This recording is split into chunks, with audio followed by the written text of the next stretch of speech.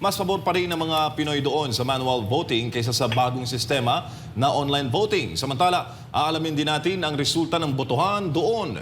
Si Erich Park magbabalita live sa detalye. Erich, magandang umaga mula sa Pilipinas.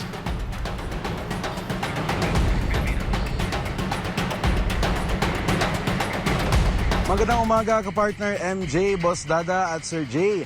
Nagpahayag nga ng kanilang sentimiento ang ilan sa ating mga kababayang OFW dito sa Malaysia na mas pabor pa rin sa manual voting kumpara sa bagong sistema ng online voting dito sa bansa. Ito ang hinaing ni Jean Dagkuta, rehistradong botante dito sa Kuala Lumpur. Ayon dito, hirap umano ito sa online voting at mas sigurado ang resulta ng kanyang boto kung ito ay ginawang manual voting. Mas prepare ko yung manual kasi alam natin na talagang sure talaga yung boto natin. Dito grabe yung yung parang hirap magano sa online actually. First time kong nag-vote sa online voting. So mahirap lalo na pag mahina ang internet. So, ang daming pasikot-sikot, pabalik-balik, grabe. Sobra, stress na talaga ako ngayon. Walang kasigurado yung boto natin, kung makakount ba yun sa dapat butuhan natin para maglingkod sa ating bayan. Pero mas prepare ko talaga yung yung manual kasi yan talaga ang from sa dati pa hanggang ngayon. Ayon naman kay Akira Duavis, mas nakasanayan at mas kampante umano ito sa manual voting kumpara sa online voting. Sa online or manual, I prefer manual. Kasi yun talaga yung nakasanayan. For my age, yun nakasanayan ko. At the same time, parang mas kampante ako sa manual compared to, online voting. Kasi para sa akin, parang medyo pwedeng mag-play doon sa online voting. Which is, ang manual naman talaga is, andun na nakatutok yung iba, nakatingin sila. So, mas prefer ako. For me, I prefer the manual voting. Hindi naman maitatago ang stress ni Nanay Sonia Manicam sa pagboto online na naging dahilan upang mawalan umano ng gana ang iilan na bumoto ngayong midterm elections dahil sa sistemang online lalo na sa mga international voters. Ang daming nai-stress ganito, kahit mga kaibigan ko. Ano ba itong eleksyon na ito? Walang magagawa ng iba, hindi na ayaw ng iba. Dahil sa online ng online, mawala na naman, ulit na naman ng ulit. O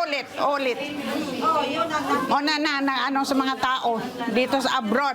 Sana punta ng Philippine Embassy katulad noong 2018 o 2022. Ang mga tao, ang mga gustong bumoto, parang ayaw na kasi sa ganito mangyari.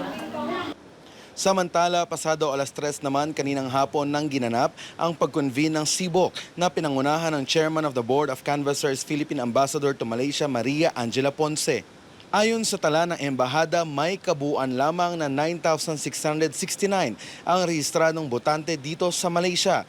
Umaasa naman si Conjen Russell Reyes na marami ang boboto ngayon, lalo pat ito ay online voting. This is the direction that COMELEC has taken na to facilitate the exercise of our right to vote as overseas Filipinos, online voting.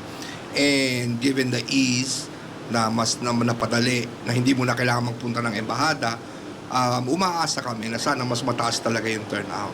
And kung hindi man siya masyadong tumaas ngayon, we do hope that in future elections, tataas na talaga siya. Kasi yun nga, like I said, this is the direction that COMELEC is now taking, na to facilitate the exercise of our rights to vote, to make our voices heard, mag-online voting na talaga ang overseas Filipinos.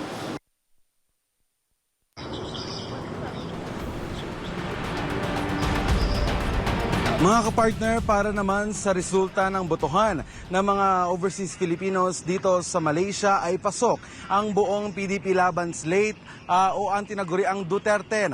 Nangunguna dyan si Senator Bongo, kasunod si Bato de la Rosa, si Marcoleta, Bondoc, Rodriguez, Lambino, Hinlo, Salvador at si Pastor Apollo Sikibuloy. Nasa ika-10 pwesto naman si Mata habang pang-11 si Bam Aquino at pasok din sa top 12 si Gringo Honasan. At yan ang pinakahuling update mula dito sa Kuala Lumpur, Malaysia. Balik dyan sa studio mga kapartner. Napakaraming mga Pilipino dyan sa Malaysia and nakita naman natin nanalo ang karamihan sa mga kandidato natin dyan sa Malaysia. So In terms of aberya, wala naman ba tayong report dyan?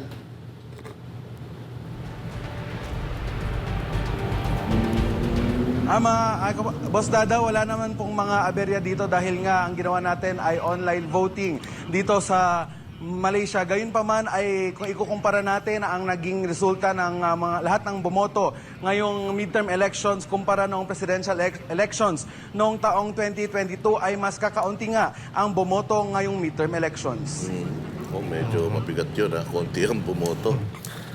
Bakit kaya sa tingin mo konti ang bumoto ngayon online? Samantalang before, kailangan pa nilang magpunta sa mga embassies para bumoto.